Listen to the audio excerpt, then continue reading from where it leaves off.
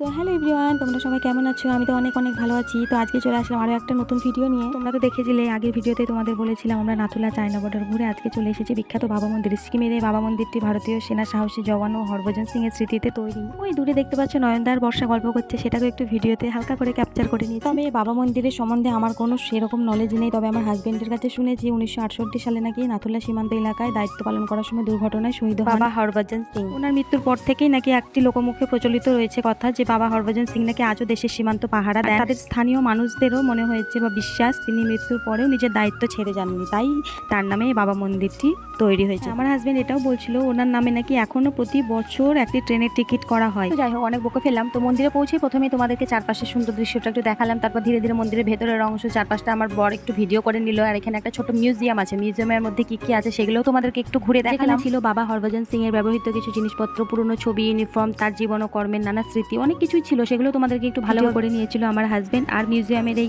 বাবা মন্দিরের গল্প শুনে মিউজিয়ামের ভেতরে সব কিছু ঘুরে ঘুরে খুব মন দিয়ে আমি দেখছিলাম, কারণ গল্পটা শুনে খুবই ভালো লাগছিল আমার। পাহাড়ি এলাকায় আবহাওয়া কত দ্রুত বদলে যায় সেটা নিজের চোখে দেখলাম। ওখানে ঘুরতে ঘুরতে বাইরে বেরোবো কি ঝমঝম করে বৃষ্টি শুরু হয়ে গেল, তাই আমরা ওখানে মিউজিয়ামের পাশে একটি ক্যাফেতে আমরা আশ্রয় নিলাম। ওখানে আমরা মেনু কার্ড দেখে যেটাই অর্ডার করছিলাম আমাদের কাছে উত্তর আসছিল সবকিছুরই যে নেই। মোমো অর্ডার করছিলাম তো নেই, আরও কি একটা অর্ডার করছিল নয়নদা, বললো নেই। তো কি আর করা যাবে, যেটা পাওয়া গেল সেটা নিয়ে সন্তুষ্ট থাকতে হবে। তো শেষমেশ সেখানে বসে গরম গরম চা আর মজাদার বার্গার খেয়ে নিলাম। আমাদের সঙ্গে নয়নদা আর বর্ষাও ছিল, একসঙ্গে সবাই মিলে চারজনে মিলেই খাচ্ছিলাম। ঝমঝম করে বৃষ্টি হচ্ছে, আমরা চারজন মিলে গল্প করতে করতে খাওয়া দাওয়াটার সময়টাও অনেকটা বেশ কেটেছিল ভালো। তা করতে করতে বৃষ্টি ছেড়ে গেছিল, আর বার্গার আর চা শেষ হতে না হতেই নয়নদা আবার জিলিপি নিয়ে হাজির। তো আমরাও মজা করে জিলিপিটা খেয়ে নিলাম। এখানকার খাবারগুলো আমার বেশ ভালোই লেগেছিল খেতে। চলো, বৃষ্টি মোটামুটি হালকা থেমেছে, তো খাওয়ার পর তোমাদেরকে আবার বাবা মন্দিরের চারপাশটা একটু ঘুরে দেখাই, যেহেতু বৃষ্টিটা কমে গেছে হালকা। ওখানে আধা ঘন্টার বেশি সময় আমরা ওখানে ছিলাম, অপেক্ষা করছিলাম যে বৃষ্টিটা একটু কখন কমবে, কারণ আমাদের আবার হোটেলেও ফিরতে হতো। চারপাশে পাহাড় আর মেঘ, এই প্রকৃতির মাঝে দাঁড়িয়ে থাকা একটি মন্দিরের পরিবেশ সত্যি অনেক সুন্দর। শেষে বৃষ্টি একটু কমতে আমরা চারজন মিলে চলে আসলাম আমাদের বাইকের কাছে, যেহেতু এখানে আমাদের রেনকোট আছে। আর হালকা হালকা বৃষ্টিও হচ্ছিল, পুরোপুরি থামেনি বৃষ্টি। তো হালকা হালকা বৃষ্টিতে আমরা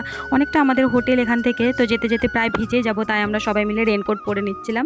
রেনকোট পরে তখন হোটেলের উদ্দেশ্যে রওনা দিলাম। ফেরার পথে অনেক সুন্দর সুন্দর মুহূর্ত আমরা ক্যামেরাবন্দি করেছি, আর কি কি করেছি বৃষ্টির মাঝে সেগুলো আমি নিয়ে আসছি নেক্সট ভিডিওতে।